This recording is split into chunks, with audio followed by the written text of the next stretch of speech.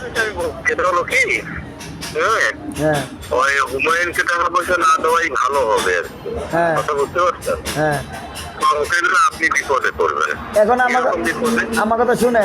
এরকম বিপদে দেখা যাবে যে ও আমাকে টাকাটা দেবে না। হ্যাঁ হ্যাঁ, হুম ও যখন টাকাটা দেবে না তখন কিন্তু আমি আপনার বিরুদ্ধে মামলা করতে পারবো।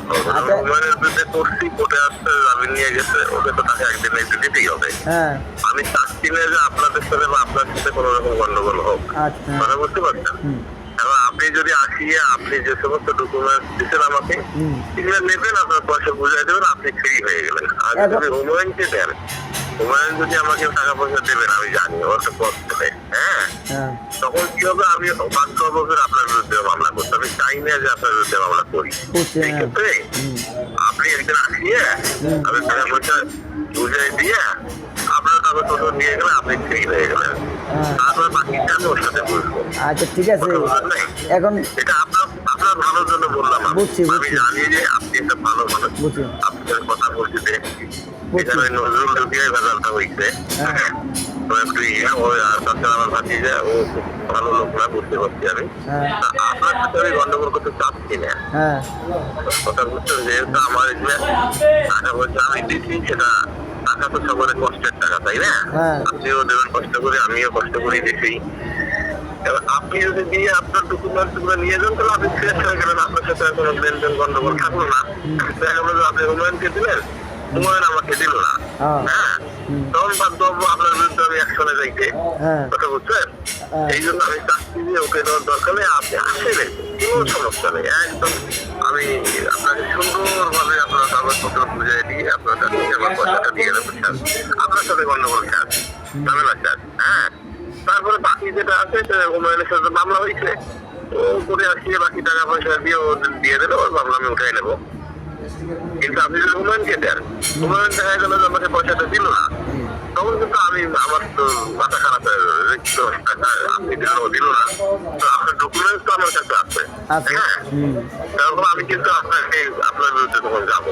কথা বলতে যাতে না যাইতে হবে ওইটা করেন। হুম অথবা হুমায়ুনকে আপনি বলেন, হুমায়ুনকে টাকা দেওয়ার আগে বলেন যে আমার যে কাগজপত্রগুলো আছে এগুলো আপনাকে আপনি আমাকে আনিয়ে দেন, আপনার আমি টাকা পয়সা দিয়ে দেবো। হ্যাঁ কথা বুঝছেন? হ্যাঁ। তাহলে কিন্তু আপনি আপনার ভালো জন্য বুঝছি বুঝছি। হুমায়ুনকে যখন টাকা দেবেন, হ্যাঁ, আপনি কাগজপত্র পাইলেন না, হ্যাঁ তখন কিন্তু হুমায়ুন আপনি একটা বিষয়টার মধ্যে পড়ে গেলেন। হ্যাঁ। আমি মনে করবো যে আপনি টাকা দেন নাই। হুম। কথা বুঝছেন? হুমায়ুনকে বলবেন যে ভাই আমার যে সমস্ত কাগজপত্র আছে এগুলো দিয়ে দাও, আমি তোর টাকা দিয়ে দিই। হুম কথা বুঝতে পারছেন? যদি ওদিকে পারে সেটা আমি তো কাগজপত্র টাকা পয়সা দেবো না। আর সরাসরি আপনি আমার কাছ থেকে আসি নিয়ে যান, যান, অসুবিধা নেই, আমি দিয়ে দেবো, যেটা আপনার ভালো মনে হয়। পরে আমাকে দোষ দিয়ে এখন শুনেন, আপনাদের কাছে যখন টাকা নিছি তখন আপনিও ভালো ছিলেন, আপনার ভাতিজা ভালো ছিল, আমরাও ভালো ছিলাম। এখন এখন আপনিও ভালো না, আপনার ভাতিজাও ভালো না, আমরাও ভালো না। আপনি আপনাকে আমি চিনছি, আমরা লোক চিনি, বুঝছেন? হ্যাঁ, হ্যাঁ। আপনি সুন্দরভাবে আপনার উপরগুলো সব দিয়ে যান। আপনি টাকা পয়সা আমার কথা সাথে আর কোনো গন্ডগোল আমার কথা থাকবে না। শুনেন, আপনি যদি আর যদি হুমায়ুনকে দেন, হ্যাঁ হুমায়ুনকে দেন, হ্যাঁ আপনার কাগজপত্রগুলো আপনি নিয়ে আসেন, আমি আপনার টাকা দিয়ে দেবো, আমার টাকা রেডি আছে। বুঝছি। এখন হ্যাঁ এটা আমি বলবো, এই যেহেতু আপনার আগে দায়িত্ব আমার ছিল, আপনার আগে বলছি যদি আপনি আমার কাছে বলছি আসেন, এক হুমায়ুনকে নিয়েও আসেন, অসুবিধা নেই। দ্বিতীয় কথা আপনার ডকুমেন্ট আমি দিয়ে দেবো, বুঝছি। হ্যাঁ আমি রাখবো না।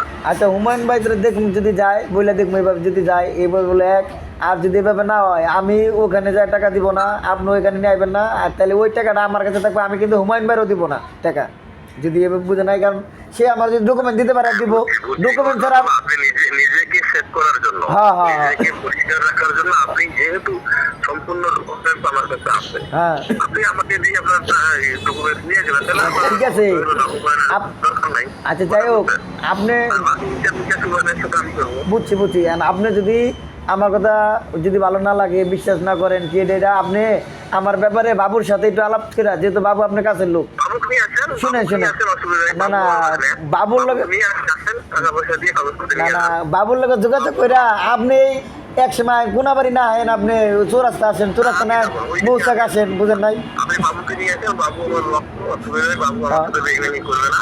হ্যাঁ, হ্যাঁ বাবুকে নিয়ে আসেন, বাবুকে নিয়ে আসি, আপনি আপনার আমার তাহলে টাকা পয়সা দিয়ে তাহলে বাবুকে নিয়ে যান। তাহলে এক কাম করেন, আপনি আমার ডকুমেন্টসগুলো বাবুর কাছে দিয়ে দেন, ঠিক আছে? বাবুর কাছে দিয়ে আমি আমার ডকুমেন্টসগুলো যে কটা আছে বাবুর কাছে দিয়ে দেন, আমি টাকা বাবুরে দিয়ে দেই।